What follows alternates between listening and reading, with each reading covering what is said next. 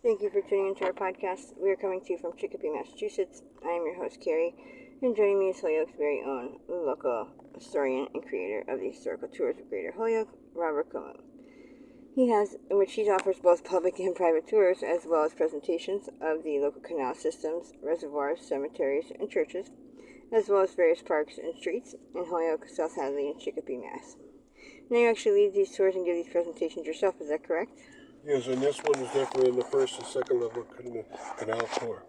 And so he'll be educating us on Hampden Cotton Mill. So tell us about the early history of the Hampden Cotton Mill. All right, that was the original name. It was started in 1953, and the Hadley Falls Company, which was the starter company of the canal, which built the Lyman Mills, the Hadley Mills, and the Hampden Mills, they made this one. Now, they had a big mill going, much bigger than it seems to be right now. The location is where the warehouse is, but that is just one of the storage buildings. All the buildings in the front that used to be there, and then going towards the back, used to be part of this Hampden Mill. Now, along the way, we're going to talk about the mill that took over, McIntosh Mill. We'll also talk about the family, McIntosh family, and then we're going to talk about what has become of the whole situation out there. All right, but most importantly, in 1854, a year after they started, they hired a man called Donald Chase McIntosh. And he came from Scotland, and he went to work in the Hampden Mills as a dyer, called a boss dyer. And in 1868, 14 years after his first employment there, he was fired. Probably because he was becoming outspoken about the production. And the mill itself was a very tiny production site compared to other big fiber mills around Holyoke. Now, after that, when he got fired, he started his own McIntosh company, which was at first near the dam, and then in the middle of the first level canal in later years. And then fire destroyed his first mill. He went to Northampton for a while. Then he moved back to Holyoke and started trying to get his company going again. And remember, he had been fired, and he was very disappointed. He had been fired for the Hampden Mill. All right. Now, in 1888, the Hampden Mill, which was 35 years into being from 1853 to 1888, went bankrupt. And this Donald McIntosh bought out the bankrupt Hampden Mills. So he got his revenge. Could he succeed? Taking over a company. And he did. So he got his revenge, and they made a lot of cotton products, especially cotton suits for men, but they also made cotton yarn, so forth and so on. And he ran a great company, and the workers in the beginning loved working there. But by 1940, middle 1940s, workers were starting to get very upset, and they had a strike over their wages that lasted a whole week. And instead of bargaining with them, he closed the whole company, and he moved out to South Carolina, where labor was cheaper. Okay. And so tell us about the McIntosh Mill. Okay, the McIntosh Mill was very well run by this McIntosh family, and I'm going to tell you what the mills were like. And remember, they were making men's suit, they were making colored cotton, which means basically yarn or thread, and a lot of these products still exist. There still exists in the world McIntosh suits, probably available from old clothes dealers and from eBay especially. And so he made a fine product. And what was the mills like? Well, I'll tell you again where the mill was. It was on the first level canal, using the power from the first level canal going to the second level canal for its engine room. And the engine room was in the very back. And what was production like? Well, most of the mills that the McIntosh company owned were about 1, 2, or 3 floors high.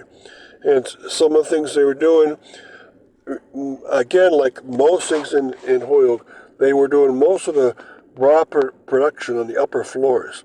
So on the fourth floor, they might be combing through the cotton to get the knots or the seeds out of the cotton. They may be picking through the cotton to get the finer fibers of it. And then they'd cart through that to get the seeds out. So you'd bring it down to the next level, and there you'd make the fiber into a long string. And then they did something different because they took it, instead of bringing it down to the first floor, they'd bring it to the back of the mill, and they had 3 dye houses in the back of the mill where they store a lot of colors of dye. So the biggest difference from them and any other fiber mill in Holyoke was they put an amazing variety of colors onto their cotton fibers. If you wanted a certain bright orange or a scarlet red or a light pink, they would have that, where other companies would have a smaller variety of colors.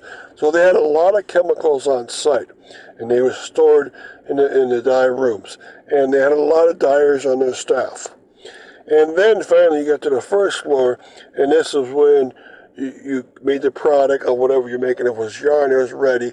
If you're making a men's suit, they would weave it together, a seamstress would weave it together. But here they'd pack it and then ship it out to whoever needed it. I don't know if they had a store in Holyoke. A lot of these companies did, so they might have. But I know they shipped out a lot of fibers around across the whole United States. So quickly before we continue with the rest of our interview, just to fill our listeners in, if you want to find out more information or sign up for any of his various tours, you can check out his website at holyokecanaltour.org. And there he has both videos of the various stops along each tour and also past and present photos of the historical sites throughout as well. And if you want to set up a private tour, you can email him directly at bobcat4214, capital B, at yahoo.com. And they're perfect for fun and educational outdoor activities for the whole family or for your group parties, especially those special occasions and get-togethers. And they're also good just for getting outdoors for the day. So getting back to our interview, tell us about the McIntosh family. The McIntosh family started with this Donald Chase McIntosh, who lived from 1819 to 1902. He was a dyer from Scotland, and I told you about his life. But his son also ran the business after him, Charles McIntosh, who lived from 1857 to 1923. And he built a home on Northampton Street, and there he lived in that gorgeous home. The whole mill has become extremely successful with all this yarn and men's suits being made. So successful that the grandson of Donald, or the son of Charles, was named John McIntosh. He was able to start up a bank and run it from Holyoke and from Springfield, which was the sign that he must have lots of wealth to them. And then the final in the line of 4 generations, Donald McIntosh also ran the mill. And this family is well known around Holyoke, although the line of the family itself has probably moved away. And what has become of these mills? All right. Now, and then I told you about the story of him moving out away, and this happened because of a strike in 1945, and he moved away, and the mill was then available in 1952. It was bought out and then parceled up to small businesses, and the small business that worked there in the 50s was a Lyman Street chromium mill. They would make metal chromium. And then another mill called the Electric Game. I have no clue what they made. And then Whithill, which made sheet metal. So it became a metal manufacturing site. And then in the 1990s, till up to the date, it became a social function hall called the Warehouse.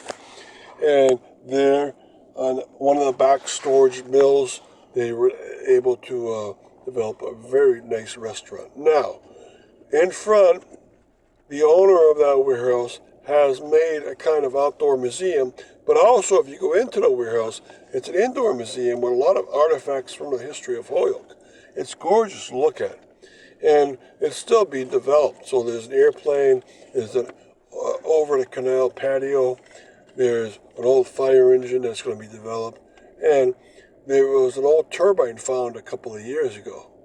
And they're so innovative at this location, they actually made an apartment in one of the small triangular buildings at the edge of the old McIntosh Mill. Thank you very much. And thank you, Robert, for educating us on your tours. And we want to thank our listeners for tuning in. You can also tune into a large selection of our other podcasts and much more at his website. Again, that's holyokecanaltour.org. Again, you can email him directly for private tours or to inquire about anything else at bobcat4214B@yahoo.com. And be sure to keep an eye out for his upcoming 2024 season tours and more.